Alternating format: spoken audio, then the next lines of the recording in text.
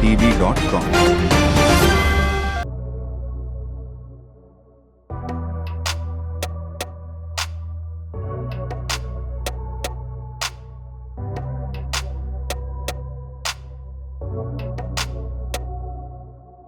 Hello friends, welcome to India reality TV. अभी हम मौजूद हैं सेक्टर 17 चंडीगढ़ में और यहाँ लगा है आर्च एक्सपो एंड हमारे साथ सर हैं। तो sir, your good name? My name is Ashwani Awasthi.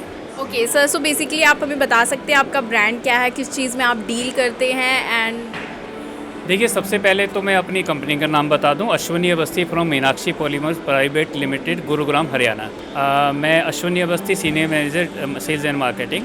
जो हमारा ब्रांड है, ये जो पूरा का पूरा घर आप देख रहे हैं, ये पूरा का पूरा पब पैनल द्वारा बनाया गया है। और पब पैनल यानी कि पॉलीओरिथिन फोम होता है, जिसको हम सैंडविच PPGI शीट के साथ सैंडविच करते हैं, और जिसकी जो थिकनेस होती है 30 mm एंड अबव 150 तक जाती है। ये जो घर हैं आजकल बहुत ही ज़्यादा कॉन्सेप्ट जो है बहुत ही ज़्यादा इसको एक्सेप्ट किया जा रहा है, और ये घर जो हैं फ़ॉरेन से इसका वो आया हुआ कंसेप्ट आया हुआ है और बहुत ही ज़्यादा ट्रेंडिंग में है। ये लो कॉस्ट होते हैं, लो मेंटेनेंस होते हैं, इजी इंस्टॉलेशन होती है। इसका मैं टेम्परेचर की बात करूँ तो 15 से 20 डिग्री टेम्परेचर जो वेरिएशन करता है। एंड मैं घर की बात करूं तो ये कॉस्ट की बात करूं, जैसे ये हमने 720 स्क्वायर फुट में लगाया है। ये फैंसी हाउस है और ये लगभग 8 लाख रुपए में ये पूरा का पूरा घर तैयार हुआ है। वही जो है हमारा पीछे जो हमारी वायरल हुआ था कुछ सोशल मीडिया पर, 300 स्क्वायर फीट में 5 लाख रुपये में हम आपको बना के देते हैं। 5 लाख रुपए में यानी कि पूरा का पूरा घर आपको बन के मिलता है। एंड इसमें क्या हैसल फ्री है, आपको किसी कॉन्ट्रैक्टर की ज़रूरत नहीं। एक बार कस्टमर जो वो प्लेस करता है, ऑर्डर प्लेस करता है, और उसके बाद उसके घर पे 5 से 7 दिन में इसको इंस्टॉल किया जाता है। जहाँ तक मैं इसकी लाइफ की बात करूँ, लाइफ इसकी 30 से 35 साल जो है वो आराम से इसको निकाल देता है। लो मेंटेनेंस है, लो कॉस्ट है। एंड इसमें ख़ास बात और क्या है कि ड्यूरेबिलिटी, एनर्जी एफिशिएंट है और ग्रीन हाउस कैटेगरी में ये आता है। घर के ऊपर जो है आप इजीली जो है सोलर पैनल भी लगा सकते हैं, और इसमें जो है एक लिविंग हाउस की तरफ से, और या आप रिसोर्ट्स के लिए भी आप इसको यूज़ कर सकते हैं। ये आजकल बहुत ही ज़्यादा प्रथा में है। कश्मीर से लेके कन्याकुमारी तक हमारे पास बहुत ज़्यादा ऑर्डर आ रहे हैं और हम हर जगह इसको इंस्टॉल कर रहे हैं। जी, एनीथिंग एल्स? यस सर, सो मेरे माइंड में एक क्वेश्चन आ रहा है कि जैसे हम नॉर्मल जो घर बनाते हैं ब्रिक से या वैसे, तो अगर बात करें सेफ्टी पर्पस की, या जैसे इंडियन वेदर हम देख रहे हैं, कभी गर्मी है कभी धूप है, सो ऐसे वेदर में ये घर कितने टाइम तक स्टे कर सकता है? या फिर यूँ कह लीजिए उस नॉर्मल घर के जो नॉर्मल घर बनते हैं रेत से, बजरी से, उसके कंपैरेटिवली ये मतलब है सेफ़, या मतलब उस वो वाला फीचर इसमें है? मतलब सेफ्टी की बात करें अगर, तो ड्यूरेबिलिटी की बात। मैम देखिए, पहले तो मैं आपको सेफ्टी की बात करता हूँ। ये बहुत ही ड्यूरेबल हाउसेस हैं, एंड इसमें जो है स्ट्रेंथ बहुत ही ज़्यादा होती है, ये कि नॉर्मल घर की तरह उसको यूज़ कर सकते हैं।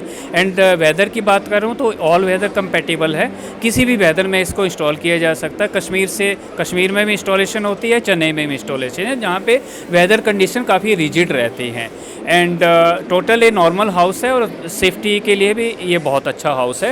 एंड जब मैं कंक्रीट और इसके मतलब वो कंपैरिजन की बात करता हूँ, तो कंक्रीट में देखिए, पहले तो आपको हैसल्स फ्री होता है, ये पूरा का पूरा आपको हैसल फ्री, आपको किसी कॉन्ट्रैक्टर के पीछे नहीं भागना, किसी लेबर के पीछे नहीं भागना है। एंड कॉस्ट की बात करूँ तो लगभग 40% इसकी कॉस्ट रह जाती है नॉर्मल हाउस के। आजकल देखिए, जो भी नॉर्मल हाउस है, फ्लैट बनाते हैं लोग, बिल्डिंग्स बनाते हैं, तो वो लगभग 15-20 साल बाद कोई ना कोई आपको प्रॉब्लम देने शुरू कर देती है, जिसमें कि आपकी बहुत ज़्यादा कॉस्ट लगती है, मेंटेनेंस की कॉस्ट लगती है। इसमें बिल्कुल बेयर मिनिमम मेंटेनेंस के साथ आपको इजीली इसको यूज़ कर सकते हैं। अच्छा, ख़ास बात ये है कि जैसे मान लिया आप आज यहाँ पर हैं और 10 साल के बाद आपको कहीं और जाना है, तो आप इसको ईज़िली यहाँ से डी इंस्टॉल करके दूसरी जगह पर लेके जा सकते हैं। मान लिया आप आज आपने इसको एक छत के ऊपर बनाया हुआ है, तो आप मान लिया कि ऊपर आपने और बनाना है, तो 2nd फ्लोर से 3rd फ्लोर पर आप इसको लेके जा सकते हैं। इसमें किसी प्रकार की आपको गवर्नमेंट की हो या किसी डिपार्टमेंट की नोट लेने की ज़रूरत नहीं पड़ती, बिकॉज़ इसमें ये शेल्टर कैटेगरी में होते हैं और इसमें किसी भी प्रकार का आपको गवर्नमेंट से इसमें अप्रूवल की ज़रूरत नहीं होती है। ओके सर, अगर बात करें, वैसे तो आपने ऑलरेडी बताया, बट स्टिल मुझे थोड़ी सी क्वेश्चंस है कि इन्वायरमेंट फ्रेंडली ये किस हद तक है। सो थोड़ा सा आप एक्सप्लेन कर सकते हैं कि सस्टेनेबल डेवलपमेंट को कैसे प्रमोट करता है, इको फ्रेंडली है? देखिए, जैसे कि मैंने आपको पहले बताया कि ग्रीन हाउस कैटेगरी में आता है, that means it's eco friendly. और एनवायरनमेंट की भी मैंने आपको बताया, हमने उड़ीसा में बहुत सारे स्ट्रक्चर लगाए थे, जिसमें अभी रिसेंटली जैसे उड़ीसा में एक वोल्केनो आया, तूफान आया था वहाँ पर, तो 130-40 डिग्री स्पीड से वहाँ पे हवाएं चली, बहुत सारे स्ट्रक्चर ढह गए, बहुत सारे नॉर्मल हाउसेस को बहुत सारा नुकसान हुआ, लेकिन हमारे स्ट्रक्चर को बहुत बेयर मिनिमम नुकसान हुआ। इवन वहाँ के गवर्नमेंट डिपार्टमेंट में हमें फ़ोन करके बोलते हैं कि बाकी तो बहुत नुकसान हुआ लेकिन आपके स्ट्रक्चर बच गए हैं। तो सस्टेनेबल हैं ये, मतलब लॉन्ग पीरियड तक आपके लिए सस्टेनेबल हाउसेज हैं। ओके सर, अर्थक्वेक वगैरह आता है तो उस कंडीशन में भी ये सर्वाइव कर जाएगी? जी बिल्कुल, मैं आपको बताता हूँ कि जैसे अर्थक्वेक होता है, ये जो हमारा स्ट्रक्चर होता है चारों तरफ से एमएस स्ट्रक्चर होता है, यानी कि ऑल वॉल्स जो होती हैं वो एमएस स्ट्रक्चर से एक दूसरे से कनेक्टेड रहती हैं। नॉर्मल घर में क्या होता है, वो एक दूसरे से ज़्यादा कनेक्ट नहीं रहता। और फॉर एग्जांपल अगर जैसे बहुत ही बड़ा अर्थक्वेक आता है 7, 8, 9 रिक्टर स्केल के ऊपर आता है, तो मान लिया कि अगर कोई घर ढह जाता है तो आदमी को उसकी लाइफ के लिए बहुत बड़ा थ्रेटन होता है, उसकी लाइफ के लिए, यानी कि उसकी ज़िंदगी जा सकती है।